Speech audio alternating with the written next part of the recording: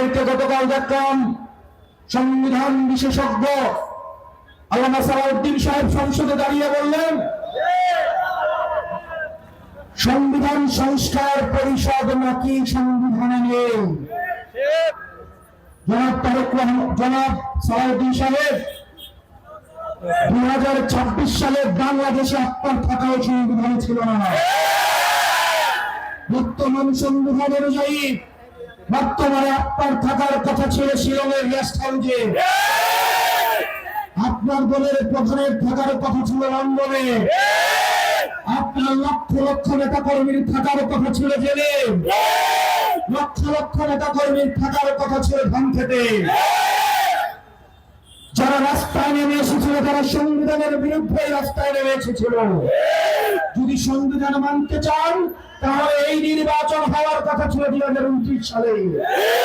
সংবিধানের অর্ধেক মানব আর অর্ধেক মানব না, এটা হতে পারে না। সংবিধানে যেটুকু আপনাদের পক্ষে যায় আপনারা শুধুমাত্র সেটুকুই মানছেন, আর যেটুকু জনগণের পক্ষে যায় আপনারা সেটার বিরুদ্ধে অবস্থান নিচ্ছেন। মনে রাখবেন, আলেমুল আমির আপনাদের তো মাফ করবে না, রিয়াগুব আপনাদের তো মাফ করবে না, ওয়াসিম স্নিগ্ধর আপনাদেরকে মাফ করবে না। অত্যন্ত পরিতাপের বিষয়, আমরা বিএনপি সরকারকে বলেছিলাম এই বাসটার চাকাগুলো পরিবর্তন করে, ব্রেকটাকে সংস্কার করে, গ্লাসটাকে পরিবর্তন করে তারপরে জনাব তারেক রহমানকে আপনারা চালকের আসনে বসান। অত্যন্ত পরিতাপের বিষয়, আপনারা কৃষ্ণনগরের একজন মন্ত্রীর কুপরামর্শ আপনারা রেখেছেন। কৃষ্ণনগরের মন্ত্রীর কুপরামর্শে যেভাবে কৃষ্ণনগরের রাজার অধঃপতন হয়েছে, রাজার যেই পরিণতি হয়েছে, ঠিক একইভাবে জনাব তারেক রহমানের মন্ত্রিসভায় এই কৃষ্ণনগরের মন্ত্রীর মতো যে হয়তো বিদেশের প্রেসক্রিপশনে জনাব তারেক রহমানকে একটা ভাঙা বাসে ড্রাইভারের দায়িত্বে তুলে দিয়েছে। জনাব তারেক রহমান, আপনি যদিও অনেকদিন ধরে ভালো বাসের ট্রেনিং নিয়ে আসেন না কেন, একটা ব্রেক ফেল ব্রেক দিয়ে আপনি এই বাস চালাতে পারবেন না। সেজন্য আমরা বলেছি ব্রেকগুলোকে সংস্কার করেন, চাকাগুলোকে পরিবর্তন করেন, এবং সেটার নাম আমরা দিয়েছি রাষ্ট্র কাঠামোর সংস্কার। এই রাষ্ট্র কাঠামোর সংস্কার হিসেবে আমরা গণভোটের আয়োজন করেছিলাম, সেখানে যাত্রীদের থেকে ভোট নেওয়া হয়েছিল আপনারা চান কিনা চাকাগুলোর পরিবর্তন করা হোক, ব্রেকটার পরিবর্তন করা হোক।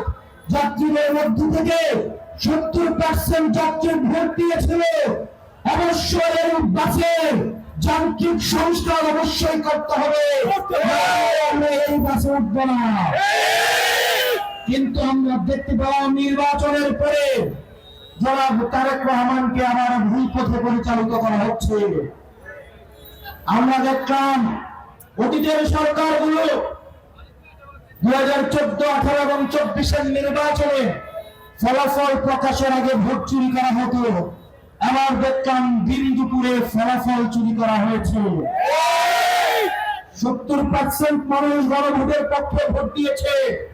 আমরা দেখলাম স্বরাষ্ট্রমন্ত্রী দম্ভের সাথে সংসদে দাঁড়িয়ে উনি উনার যে দ্বিচারিতা সেটা উনি স্বীকার করেছেন। উনি বলেছেন আমরা নির্বাচনের স্বার্থে আমরা মেনে নিয়েছি, যে নির্বাচনের স্বার্থে জনগণের সাথে ধোঁকা দিতে পারে, দেশ চালানোর জন্য না জানি আর জনগণকে কত ধোঁকা দিতে পারে। প্রিয় সিরাজুদ্দি খানবাসী, আমাদের দাবি বেশি কিছু না, আমরা শুধুমাত্র ড্রাইভারের পরিবর্তন চাই নাই, আমরা পুরো ব্যবস্থাপনার পরিবর্তন চেয়েছি। যেই ছেলেরা রাস্তায় নেমে এসে আমরা দেখেছি ছোট ছোট বাচ্চারা, মন্ত্রীরা জেল থেকে বের হয়ে এসে বলেছিল মাসুম বাচ্চারা আমরা তোমাদের কাছে ঋণী, আমরা যেতে পারি নাই, তোমরা সেটা পেরেছ। আমরা দেখলাম এই মাসুম বাচ্চাদেরকে দেখিয়ে স্বরাষ্ট্রমন্ত্রী বলেছিল এমন সন্তান যাদেরকে একটা গুলি মারলে একটাই যায়, বাকিগুলো রাস্তা থেকে যায় না। তারেক রহমান সরকার, একটা কথা আছে, পথিক তুমি পথ হারাইয়াছ। তারেক রহমান সরকার, তুমি পথ হারাইয়াছ, তুমি বডি মিস করেছ এবং মানুষের সাথে প্রতারণা করে এই সরকারকে ভুল বাসে উঠিয়ে দেওয়া হয়েছে।